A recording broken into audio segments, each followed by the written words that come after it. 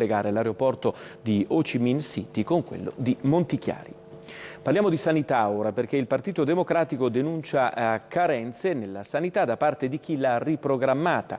Ci riferiamo alla riforma che ha visto il cambiamento d'uso di alcuni ospedali sul nostro territorio. È ancora più sconcertante la possibilità di perdita di numerosi fondi europei destinati ai programmi di salute e assistenza da parte dell'US20. Vediamo.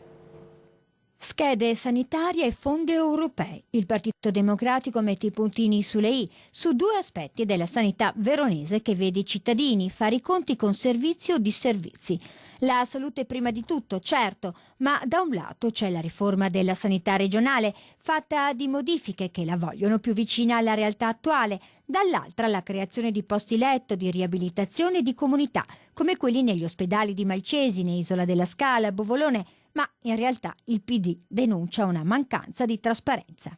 Non sappiamo che fine farà Caprino, il destino dell'ospedale di Bussolengo e Villafranca ancora legati da questo vincolo che non si capisce come potrà essere sciolto, la chiusura di Zevio ci pare incomprensibile, però insisto nel dire che quello che noi avevamo detto fin dall'inizio, che il giudizio completo sulle schede si poteva dare quando era chiaro, oltre a quelle ospedaliere, come finivano quelle territoriali e di emergenza. Ancora il giudizio non è completo e quindi noi abbiamo votato contro perché aspettiamo che la Giunta intervenga raccogliendo le nostre osservazioni.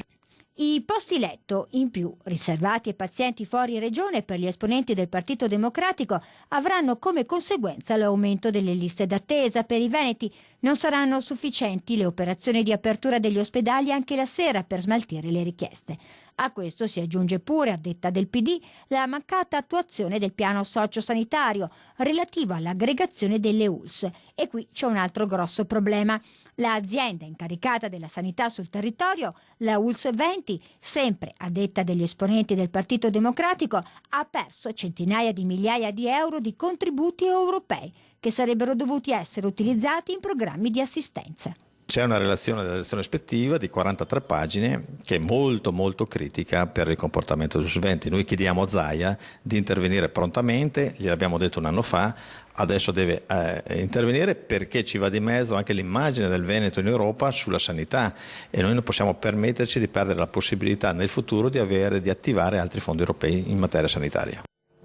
Ci fermiamo ora, diamo la linea alla regia, tra poco per